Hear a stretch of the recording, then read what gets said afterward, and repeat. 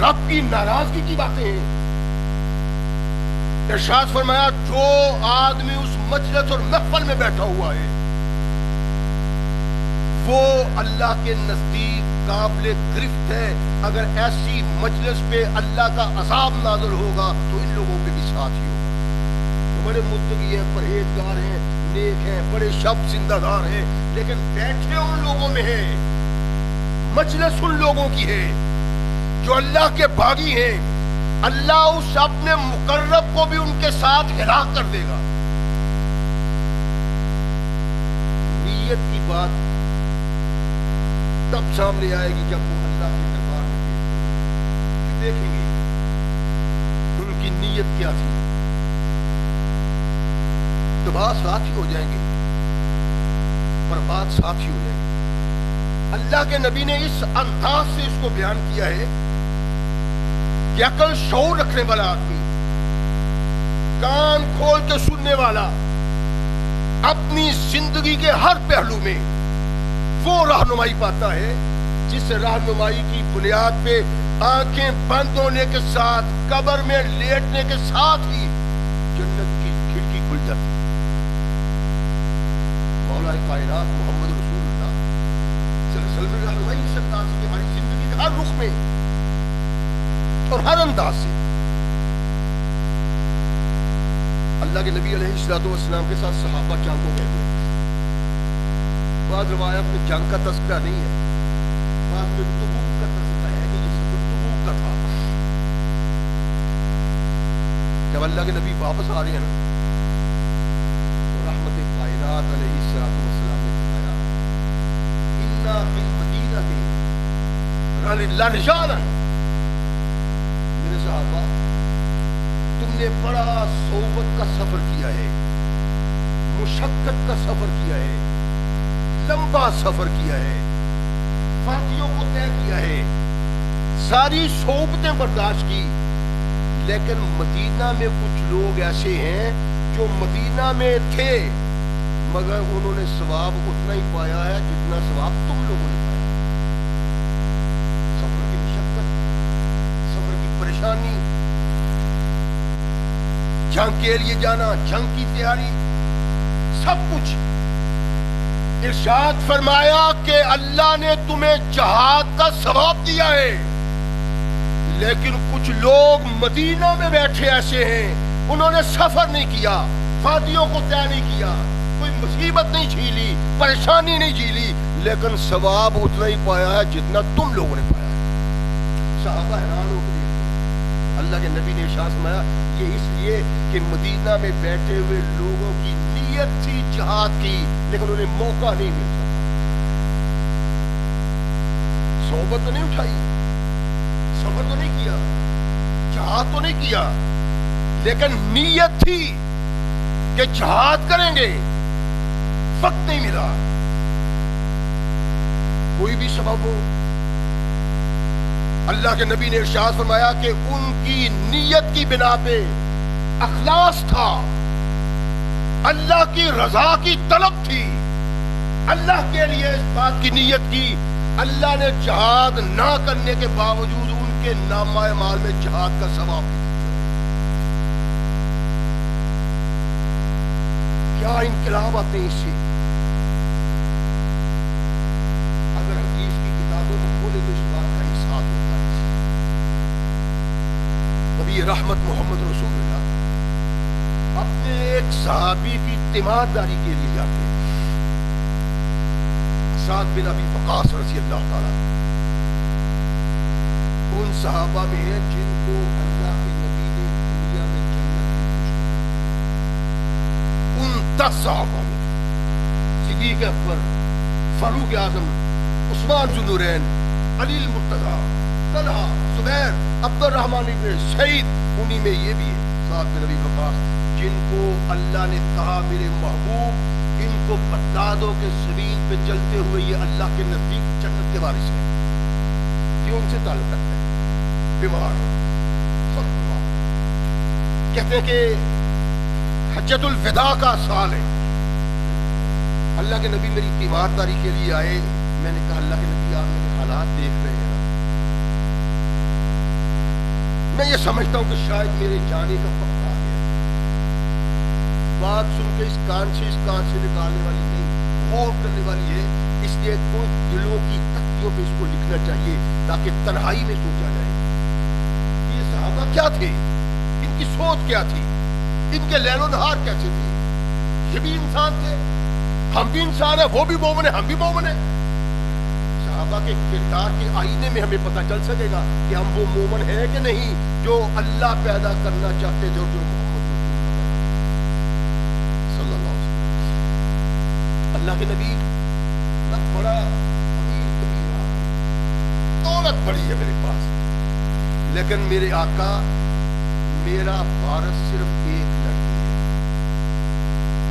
وہ فرمائے رحمت کائنات محمد رسول اللہ صلی اللہ علیہ وسلم نے ہماری رہنمائی کی انداز سے. اللہ کے نبی اگر آپ اجازت دیں تو 2/3 مال اپنا میں اللہ کی راہ میں صدقہ نہ کر دوں. اللہ کی رضا چاہتے ہوئے، اپنے مستقبل کو تابناک بنانے کے لیے، جنت میں بڑے درجات حاصل کرنے کے لیے اللہ کے نبی 2/3 اپنی جائیداد اللہ کی رضا کے لیے خرچ نہ کر دوں. نہیں، یہ تو نبی وہ ہے جو لوگوں کو ترغیب کرتا ہے، خرچ کرو اور خرچ کرو، بڑھ کے خرچ کرو. ایک صحابی نے کہا اللہ کے نبی خرچ کروں، فرمایا نہیں. نبی رحمت محمد رسول اللہ صلی اللہ علیہ وسلم کے کردار پہ غور کرنا ہے اور پھر اپنے متعلق سوچنا ہے ہم کیا ہیں. نہیں، اللہ کے نبی 1/3 آدھا، فرمایا نہیں 1/3. جو 1/3 کر لو لیکن ہے یہ بھی زیادہ. کہا 7، 1/3 کر لو، یہ بھی بڑا ہے. اپنے عزیز و اقارب کو غنی چھوڑ کے جانا اس سے بہتر ہے یتطففون عن الناس، تیرے جانے کے بعد تیرے عزیز و اقارب لوگوں کے آگے ہاتھ اٹھائے. وفاظ یہ تھا، رہنمائی یہ تھی کہ دولت کا سانپ بن کے بیٹھنا، دولت کے خزانے اکٹھے کرنے، ڈھیر لگانا دولت کا، یہ تمہارے لیے اللہ کے نزدیک محبوب نہیں. محبوب یہ ہے کہ اگر دولت تمہارے پاس ہے، مال تمہارے پاس ہے، سب تمہارے پاس ہے، تو اپنے ادھر ادھر دیکھو جو تمہارا عزیز و اقارب غریب ہے، اس کے دامن میں وہ نوٹ رکھ دو، وہ مال رکھ دو، وہ دولت رکھ دو. دائیں سے رکھو، تمہارے بائیں کو علم نہ ہوگی. کیا ارشاد فرمایا 7، تو اللہ کی رضا کے لیے خرچ کرنا چاہتے ہیں. اللہ نبی ہاں ارشاد فرمایا جو بھی تو اللہ کی رضا کے لیے خرچ کرے گا اللہ کے ہاں اجر ہوگا. لیکن ساتھ سب سے بنیادی بات یہ ہے کہ جب تو دولت کو غریبوں میں تقسیم کرے، حقداروں میں تقسیم کرے، تیرے دل میں یہ بات تصور ہونا چاہیے کہ اللہ اس کا مقصد ان پہ احسان نہیں، تیری رضا چاہنا ہے. فرمایا جتنا خرچ کرو گے اللہ تجھے عطا فرمائے گے. فرمایا یہی نہیں بلکہ ساتھ اگر تم اپنی بیوی کی منہ میں کھانے کا ایک لقمہ ڈالو گے اللہ اس کا بھی تمہیں اور فرمائے. سوچتے نہیں ہم اللہ کے نبی نے یہ کیا کہا. اس کا مطلب یہ ہے کہ ایک آدمی شادی شدہ ہے، اس کی بیوی بھی ہے، اس کے بچے بھی ہیں، ظاہر ہے ان کے کھانے پینے کا بندوبست اس نے کرنا ہے.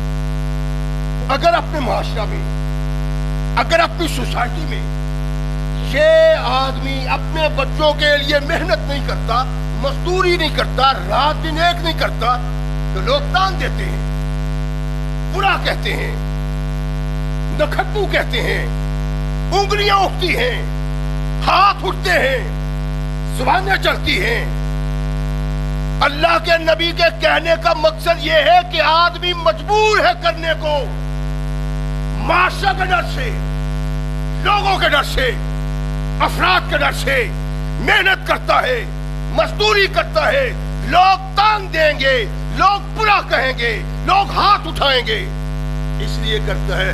فرمایا اگر اس لیے کرے کہ یہ رسول اللہ کا حکم ہے، اللہ کی رضا کے لیے کر رہا ہوں، تو ارشاد فرمایا اس کو بھی اس کو اجر ملتا ہے۔ بچوں کے لیے کما رہا ہے، بیوی کے لیے کما رہا ہے، چھوٹے بھائیوں کے لیے کما رہا ہے، ماں باپ کے لیے کما رہا ہے، لیکن دل میں اگر یہ تصور پیدا کر لے، خیال یہ بن جائے، ذہن یہ بن جائے کہ یہ میرے رب کا حکم ہے، کما بیٹی کے لیے رہا ہے، کما بیٹا کے لیے رہا ہے، کما بیوی کے لیے رہا ہے، کما ماں باپ کے لیے رہا ہے، ان کے لیے سب کچھ کرتا ہے، لیکن محمد رسول اللہ کا اجر اس کو اللہ دے۔ نیت کا صحیح ہونا، نیت کا صاف ہونا انسان کو زمین سے اٹھا کے آسمان تک، نیت میں کھوٹ نہیں ہونی چاہیے۔ اللہ کے نبی علیہ الصلوۃ والسلام صحابہ میں تشریف فرما، نیت کی بات دیکھیے، پیش نگاہ ہم نے کون سی چیز رکھی ہے؟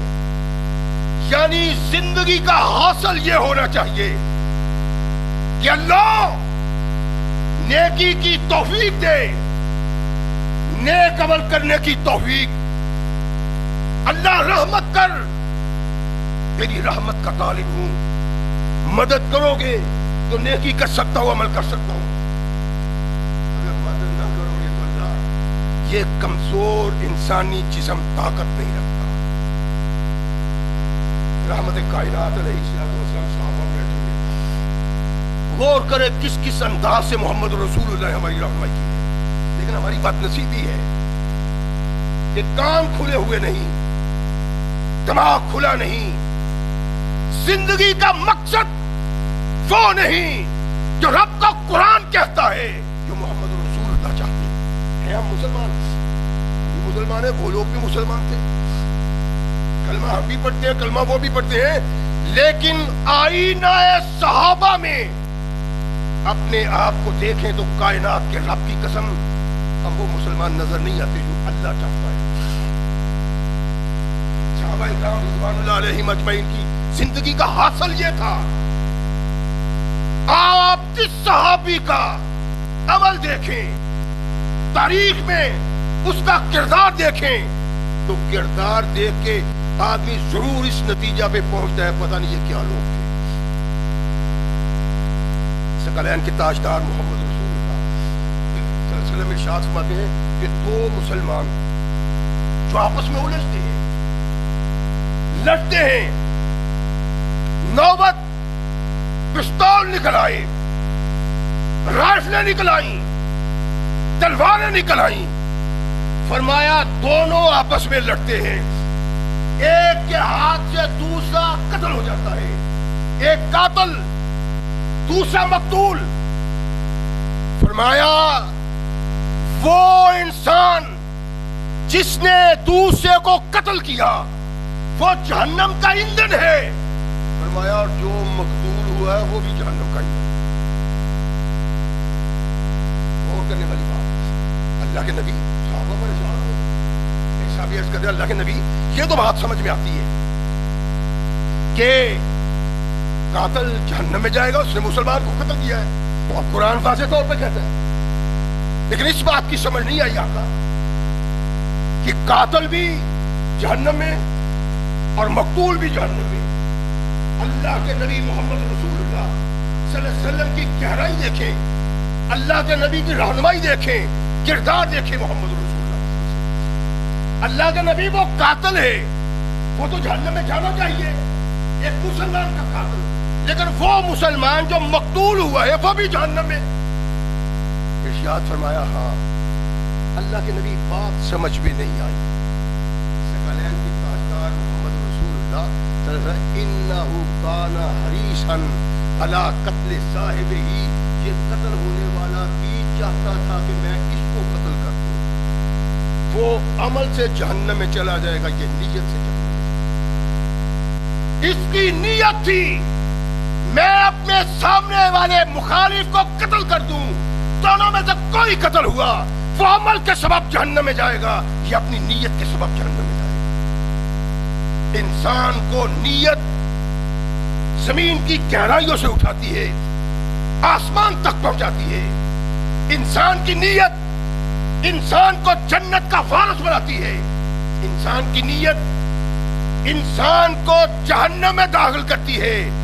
اگر کردار اپنی دنیاوی سوچ کے متعلق ہے، کردار ریاکاری ہے، دکھاوا ہے، اگر کردار اللہ کا مقصود، اللہ کا مطلوب، اللہ کی رضا نہیں، دنیا کی کوئی بھی چیز اللہ کے لیے کر جاؤ، اللہ نے اس کی کوئی قدر و منزلت نہیں پانی۔ ان اللہ لا ينظر الى اجسامکم ولا الى صورکم ولكن ينظر الى قلوبکم واعمالکم۔ اور محمد کے امتیوں صلی اللہ علیہ وسلم یہ بات سن لو، میرے محبوب ان تک پہنچو۔ اللہ نے محمد رسول اللہ کو کہا اور محمد رسول اللہ صلی اللہ علیہ وسلم نے صحابہ کو کہا اور ارشاد فرمایا میرے صحابہ، آنے والے مسلمانوں کے لیے میرا ہر پیغام، ہر بات ان تک پہنچانا تمہاری ذمہ داری ہے، تمہارا فریضہ ہے۔ اور ہم نے دیکھا تاریخ کے جھڑوکوں میں، احادیث میں کہ صحابہ نے خود کو قربان کر دیا اللہ کے نبی کا پیغام ہم تک پہنچانے کے۔ لیکن ہم بد نصیب ہیں، پیغام پہنچنے کے باوجود ہمارا کردار نہیں بدلا، ہمارے لیل و نہار نہیں بدلے، ہماری سوچ نہیں بدلی۔ ان اللہ لا ينظر الى اجسامکم ولا الى صورکم۔ بڑا گرانڈر کی بات ہے، بڑا طاقتور ہے، کیا بات ہے، تمہارا لائدہ نہیں دیکھتا۔ ولا الى صورکم، اور نہ تمہاری شکلوں کو دیکھتا ہے، کتنا خوبصورت ہے، کتنا پیارا ہے، دیکھے انسان دیکھتا ہی رہ جائے، اتنا خوبصورت گرانڈیل جوان، خوبصورت انتہا کا۔ فرمایا لوگ تو دیکھتے ہیں، تمہارا رب نہیں دیکھتا۔ وہ کیا دیکھتا ہے؟ ينظر الى قلوبکم واعمالکم، اللہ تمہارے دل کو دیکھتا ہے اور تمہارے اعمال کو دیکھتا ہے۔ یعنی یہ ان بد نصیبوں کا جواب ہے اور ان کی رہنمائی ہے جو اپنے نصیب کی بدی پہ کہتے ہیں پردہ دل کا، نماز دل کی، نیکی دل کی۔ اللہ کہتے ہیں تمہارا عمل اگر دل کی نیت ساتھ نہیں، ٹھکرا دوں گا تمہارا عمل، اور تمہاری نیت اگر اللہ کے رضا کے مطابق نہیں، بڑے سے بڑا کام تمہارا اللہ کے نزدیک کوئی حیثیت نہیں رکھتا۔ ہم دیکھتے ہیں ہماری زندگی کیا ہے، ہم نے کبھی غور ہی نہیں کیا۔ عید قربان آ رہی ہے، چہل پہل ہر طرف سے، بازار میں ہٹ جاؤ بچو رہا ہے، کیا ہو رہا ہے؟ بہت بڑا طاقتور بیل آ رہا ہے، بڑا بچڑا آ رہا ہے، ماشاءاللہ 10-12 من کا ہے، چودھری صاحب کا بچڑا، چودھری صاحب نے عید میں قربان کر دیا، بازار میں لیے پھرتے چودھری صاحب، بٹ صاحب، رانا صاحب، چیبا صاحب، چٹھا صاحب، ہٹ جاؤ بچ جاؤ۔ اتنا بڑا بیل، اتنا بڑا بچڑا، جناب سارے بازار میں پتہ چلتا ہے یہ فلاں چودھری صاحب نے عید کو قربان کرنا ہے، اور تیری تو قربانی ہو گئی ہے، کرنے کی ضرورت نہیں ہے۔ اللہ کہتے ہیں جو آدمی ریاکار ہے، دکھاوا کرتا ہے، اس کی نیکی نیکی نہیں۔ اگر اتنا ہی ہو کہ نیکی نہیں تو تب بھی خیر تھی، لیکن یہ نیکی انسان کو جہنم میں لے جائے گی، جس کی بنیاد دکھاوا ہے، تقویٰ پہ نہیں، اخلاص پہ نہیں، اللہ کی رضا پہ نہیں، رب کی رضا چاہنے کے لیے نہیں، اس میں کچھ اور ہے تو یہ چیز بنتی نہیں۔ ادھر سے رات چاندلیاں کھڑی، لوگ متوجہ ہو کے دیکھتے ہیں، बड़ा तगड़ा ऊँट आ रहा है, ये ऊँट हाँ जी और सामने कुर्बान करना है, ये जी राणा साहब ने कुर्बान करना है, फलां साहब ने कुर्बान करना है। और अल्लाह की कसम ये कुर्बानी लोगों के मुंह से निकलने के साथ ही होगी। अल्लाह को ये कुर्बानी मतलूब नहीं, रियाकारी है। बाजार में जानवर को ले जाना, लोगों को दिखलाना, बतलाना लोगों को ये फलां साहब की कुर्बानी है, ये फलां साहब की कुर्बानी है, ये फलां साहब की कुर्बानी है। अल्लाह फरमाते हैं दूर हो जाओ, तुम्हारी कुर्बानी की मुझे जरूरत ही नहीं। ला यंजुरु इला अजसामिकुम वला इला सुवरिकुम वलाकिन यंजुरु इला कुलूबिकुम व आमालिकुम। एक तो ये कुर्बानी अल्लाह को मंजूर कबूल नहीं है, दूसरा वो मनहूस आदमी अल्लाह को कबूल नहीं तो कहता है बंदा तो दिल का है। अल्लाह कहते हैं कि अल्लाह देख, नबी पाक ने फरमाया अल्लाह कहते हैं कि मैं तुम्हारे दिल को देखता हूं और दिल के बाद अमल को देखता हूं।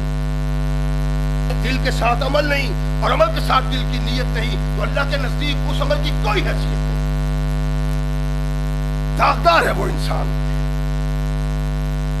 जो इस अंदाज से जिंदगी बसर करता है, जो अंदाज मोहम्मद रसूलुल्लाह सल्लल्लाहु अलैहि वसल्लम से बगावत है। अल्लाह के नबी ने दिन रात एक कर दिया मुझे समझाने के लिए, आपको बताने के लिए। जितना छोटे सा छोटा अमल होगा अगर उसमें अल्लाह की रजा होगी पेशे निगाह, तो फरमाया वो अजर दूंगा देख के तुम परेशान हो। कुरान के आका सकलैन के ताजदार मोहम्मद रसूलुल्लाह।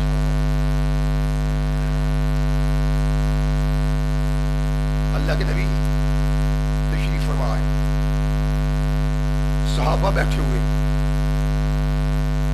अल्लाह के नबी इरशाद करते हैं कि अल्लाह कहते हैं, जब अल्लाह के नबी ये कहते हैं ना कि ये अल्लाह कहते हैं, वो रवायत, वो हदीस कुदसी रवायत होती है। एक है अल्लाह वही भेजते हैं और वो वही कुरान की वही है। एक है अल्लाह वही भेजते हैं, फरिश्ते की मार्फत अल्लाह हुक्म देते हैं, लेकिन वो कुरान नहीं, उसको कहते हैं हदीस कुदसी। अल्लाह ने रहनुमाई के लिए मोहम्मद रसूलुल्लाह सल्लल्लाहु अलैहि वसल्लम को बराह रास्त पैगाम दिया कि मेरे मोहम्मद ये बात मेरे इंसानों तक पहुंचा दे, ताकि उन इंसानों को पता चले जिंदगी कैसे बसर करनी है, कौन सा अमल, जिंदगी का कौन सा लम्हा काबिल कबूल है और किसको अल्लाह रद्द करते हैं। अल्लाह के नबी वो पैगाम पहुंचाते हैं। इरशाद फरमाया अल्लाह ने नेकियां लिख दी है और अल्लाह ने बुराइयां भी लिख दी। अल्लाह ने मुझे कहा है इनको बतलाओ मेरे